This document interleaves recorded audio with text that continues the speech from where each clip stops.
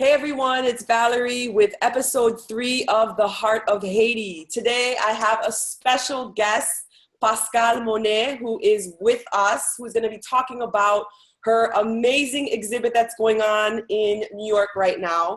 So we're going to get a chance to pick her brain, learn about her past, present, and future works, learn about her upcoming projects, and most importantly, get to learn about Decodings. Pascale, thank you so much for being part of our webinar. How are you? I'm there. You're there. Nula. Nula. So tell me exactly, where are you? I'm in New York. We're in Chelsea. We're doing a show with the Galerie Monnin, of course. And it's been good. So I have more pieces in this show that I haven't had in the US. All of this in the same gallery. Il y a au moins 140 pièces. Are we doing this in English or in French? Suddenly I realized. We can do, well, we can do both, but the audience is English. Creole, French, and English all mixed together. Okay. Why not? Right. Yeah, so that's that. I have like 15 mobiles, 100 drawings, paintings, and all sorts of different sculptures. So it's a real multimedia experience.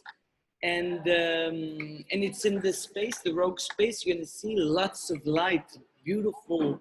I see that. Windows, and it's 300 meter squares. So it's a lovely space. Well, we're going to get a little bit into that because I'm looking at the space behind you and I'm seeing all these pieces that I can't wait for you to tell us what they are about. But definitely the exhibit is going on until the 10th of November. The hours are from 11 p.m. to 6 p.m. And there's a special vernissage. The opening exhibit is the Thursday, correct? From 6 to 9? Exactly. Thursday from 6 to 9. And it's on 26th Street and 9th floor. So all of it you can find on online. And, absolutely. Yeah, exactly. And right there on the platform. So yeah, and so it presents works from the 15 last years. So you're gonna have things that have been there for quite a while. Others that are brand new. The one that is in the back right there is my last series about the politicians. And actually let me show you around a bit, you know? So here we go, and there is, we're gonna begin like here we have our President Martelly and Monsieur Lamotte, and up there it is Chavez. Can you see well? Yes, yes. I feel like I'm in the exhibit. This is amazing. And those are the La Dette, you know. So I did portraits of presidents in numbers. So when you see those, I decided to take only their feet, but when you go closer, you see it's all numbers. And I took the feet of the different presidents, and instead of writing their name, I did it in numerology. Wow. So this is Donald Trump. Here we have Jovenel Moïse. And here, this is Mr. Martelly, of course, in wow. So it's all those politicians, and you know, I hang them like flying into the room. So you have them there, then you have Mr. Macron, and I don't have to say who, I guess. And here is another quite well known of those politicians. You know, this is Mr. Putin. So that's my latest theory. So I've noted there's a lot of numbers in your artwork. Can you explain a little bit more what attracts you to using numbers? You know, numbers there's the infinite into numbers. So everything is inside numbers. We try to do dates, put numbers in schedules and try to do as we master time, but actually time goes through us. So numbers that numbers are also the numbers on your bank account and all those papers you're getting through the mail. This aspect of life where you're like, what? What do I owe the world? What do the world owe me? You know, where do I stand? How can you make a fair calculation of things? And what do the president owe? What do we owe them? What do they owe us if you put them into power? You know? So can we find out how that's working? Can we do a fair account? And so that's where the numbers are coming through. You know, to me, numbers are, or they can be like l'angoisse, or they can be like also when I can't sleep, I count. And I don't know, you've had kids too. Me, one of the major differences in my life is since I've had kids, I see time passing, because you just look at them growing and they go so fast. So this is a portrait of them also. There's not one straight line. It's only numbers, you know, that makes all the shadows, because we're all run through. Even when you stay put, you change. You know, movement is in everything. At least it is while it's alive. So that's numbers, you know. And then you can also listen to the hummingbird fly, because I think that's a really important thing to do in life, you know. Try and try and enjoy nature and animals and other lives, you know. So, Wow. and what else? Here I have that one. That one is like with old beads hanging. And are these like the same beads that they use with the Haitian drapeau? Yes, it is. Absolutely. Oh, and this little schnuffy there, I like it. This is, this is, as a mom, you're gonna relate. You know, it's a radiography. Can you see? Yes, I have a picture of that I put radiography. But actually, it's my girl who swallowed her earring. So it's called treasure hunts, because we got to get that jewelry out of her stomach, right? I love the name Treasure Hunt, and I think any parent could totally relate to that. But an earring, wow. The amazing stories. I don't know if you knew Charlie Najman, the filmmaker. His mom was a Holocaust survivor, and she actually had a ring that was really dear to her, and she kept on swallowing it. And that's how she managed to keep it into the camps. You know, it's talking about, Wow. yeah, Mr. Najman. So this is the angel, my own flesh and hummingbird, I call it, because, you know, hummingbirds flaps their wings 200 times a second. And you think they're fragile, but actually they're one of the strongest mechanics in the whole creation. So, and to me, that's the same feeling I have with kids. You know, when they're babies, you think they're so fragile, and at the same time, they know what they want and they're there to stay. You know. Absolutely. Wow. See? Talk to me about this piece. This is Nina. This is my daughter, and I molded her back in the years. I think she was 7 there. And so this is part of the whole series that I began for the memorial of Martissan, you know, for the earthquake. And it is a bit the idea of how to create beauty out of something that is broken. How do you, and how do we reconstruct after? So that's when I did the series that is hanging now in Martissan, but here or somewhere. I'm doing a really bad job. No, this is great. This is, You know? and I have some more pictures about the installation that you did at Parc Montisson, which is phenomenal. Memorial dedicated to the disparu.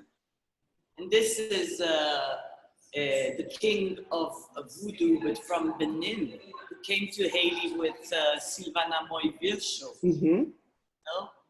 And actually, this other one is Silvana. Oops. Oh, wow. So the first one is the actual face of... Yeah. I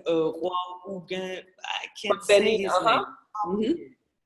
But him... Silvana, who brought him to Haiti. Oh, I don't know if you remember Flor.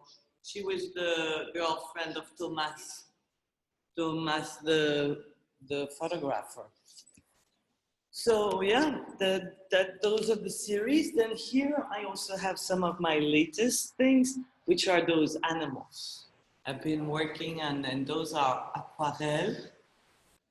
You know, so those are also mainly work on papers, it's collage.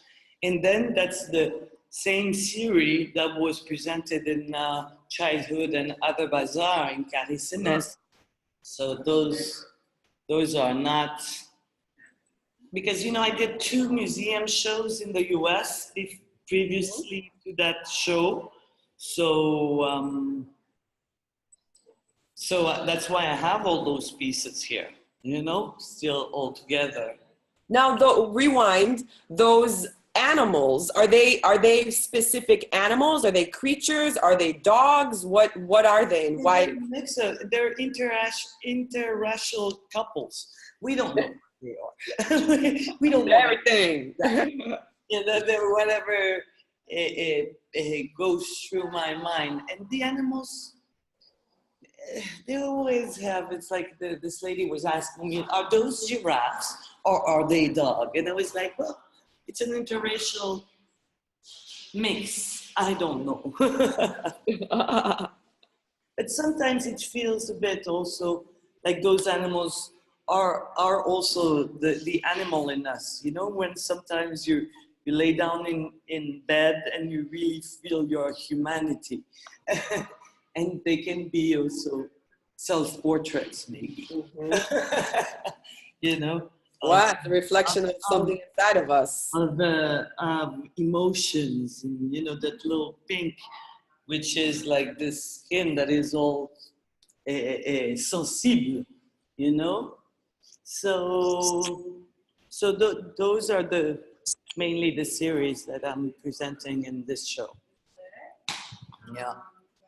And is this your first time presenting in New York? Have you exposed in New York before? We've done quite a few shows in New York in the past, but mainly Kolektif. This is my first solo in New York. Oh, wow.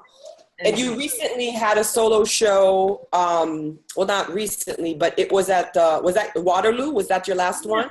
Last year I had 2 solo shows, one at Waterloo and one at Ramapo. It's the University of in New Jersey. So it was 3 months in Waterloo, Iowa, and then 3 months at in Miami. No, in New Jersey. So that's why I left everything there, and we did this show. That's how it happened, you know. Now, tell us a little bit. We kind of dived in. Tell me a little bit about your background and how did you start start your art career? Well, I think I was born in it. You know, it's like Asterix and Obelix. I was born into art, you know, the gallery, the family gallery in Haiti, and all the things with the artists. I always knew I wanted to be an artist. So, and my mom, she does wood, she papers, she's all handy and everything. So I've always done things, and then studied it in school, but stopped at 20, and then went from there, began to show. So I've been showing since I'm 20 years old. So it's been a ride, I would say. I think I've done thousands and thousands of pieces of art. I've taken a little bit from your portfolio, and you've had a lot of solo shows. You've exposed in a lot of museums and biennales For example, this is a picture that I took from your exhibit at the Waterloo Center for the Arts. Talk to us a little bit. This is the piece, The Birth of the Hummingbird, right? And other marvel. The funny thing about the Waterloo Museum that someone has to know that rarely people know, the biggest Haitian art collection in the whole US is in that museum in Waterloo. Yes. So there it was the same show than the one at Carré really, because I had put that whole solo show in Thomasin, Haiti, and then from there it made it possible. The museum said, "Hey, we have 300,000 meters square. Come on in." And we're shipping everything, and paying for shipping and everything. That's how all the pieces came in the US. And then I was thinking of maybe taking it back to France, but decided to leave it in the US to make a New York show possible. So here we are. Wow. Yeah. Here's some pieces from that exhibit.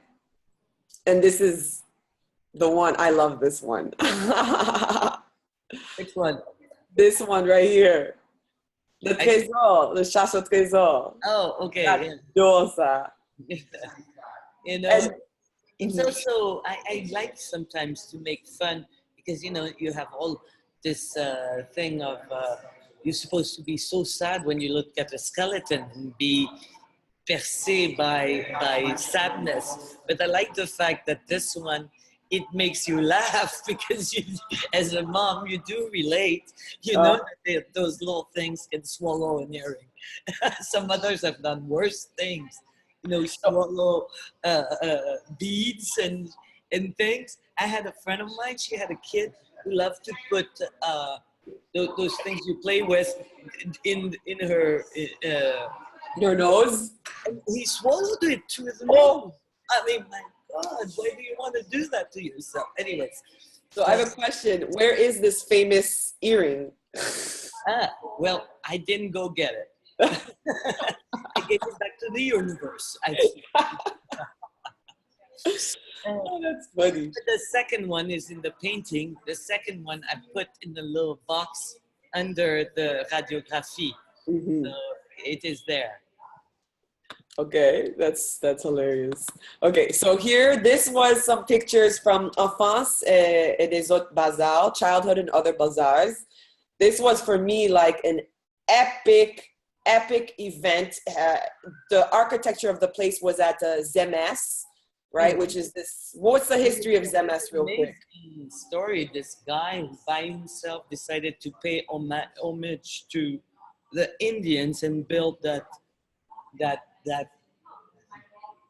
space, and it was the first show really up there, and it was an immense honor and also fun to hang in there because with all the shadows and the way I played with mobiles within space and more like that. I like the idea of having more solo shows with spaces you can explore from and do. It's also like the Biennale de Dakar this year. Flying doors, you have 45 doors hanging on big cables and flying up in the air. When you actually do things that are big like this, it's got a high in it.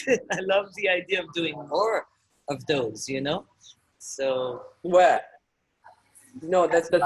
the space really gave you an opportunity to truly explore, and it's a phenomenal space. Definitely, guys, check it out. Here's another. I totally stalked you on Facebook. I'm just letting you know. Okay. So Les Oiseaux Migrateurs. Sorry if I'm pronouncing it wrong.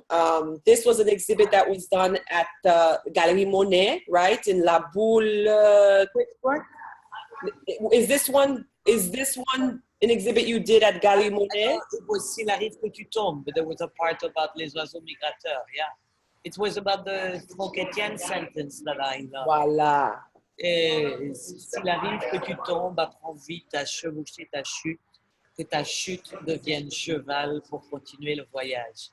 So it was all those people falling and animal running. And so it was a whole series, and it was in the new Galerie because the Galerie Monnin moved from Pétionville to Thomasin now, and they're gonna.